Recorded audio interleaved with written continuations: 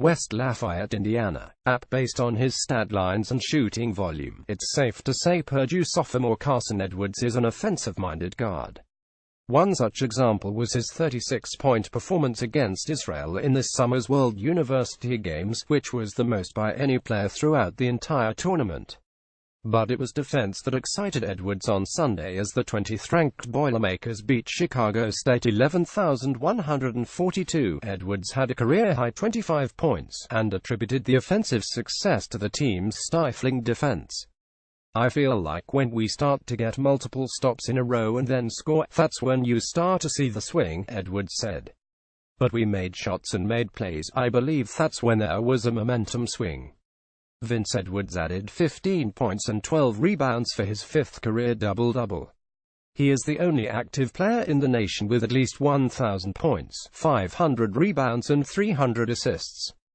"That's what we expect of him," Vince Edwards said of Carson Edwards.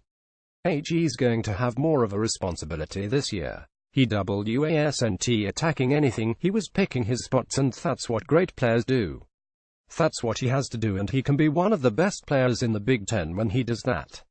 After defeating Southern Illinois' Edwardsville 10,574 in its season opener Friday night, the Boilermakers have now scored 100 or more points in consecutive games for the first time since February of 1974. Purdue 20 took complete control following a 353 run that lasted 858, spanning both halves, and never allowed more than 4 unanswered points. The Cougars 0-2 committed 14 turnovers, leading to 22 points for Purdue, and managed only 3 field goals in the second half. The Boilermakers led 5,928 at halftime, and outscored Chicago State 5,214 in the second half. Dakota Mathias had 18 points and 6 assists, shooting 4 for 5 from three-point range, and P.J. Thompson added 16 points as the Boilermaker hit 12 three-point attempts. Deontay Simon and Glenn Burns each added 7 points and 3 rebounds for Chicago State, which struggled to match Purdue's size and defensive intensity. Purdue dominated the rebounding margin, 5,526, and scored 22 second-chance points. "I think the thing we wanted to do a better job of was rebound the basketball, and I thought we did," Purdue coach Matt Painter said. "I think some things are tough, relatively speaking, are tough to gauge when things come easy. We had to use our dribble a lot more, and that opened up a lot of things, because they try to take you out of what you want to run."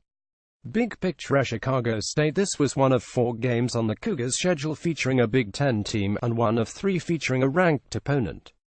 The Cougars lost their season opener at Iowa 9,562. Purdue. The Boilermakers had 4 players reach double-digit scoring, after 5 did so in Friday's win over SIU. Highlight reel: P.J. Thompson secured a rebound and threw a court outlet pass to Dakota Mathias, who flipped it to a streaking Vince Edwards for a crowd-pleasing breakaway jam, prompting Chicago State coach Tracy Dildy to burn a timeout with 16:41 remaining.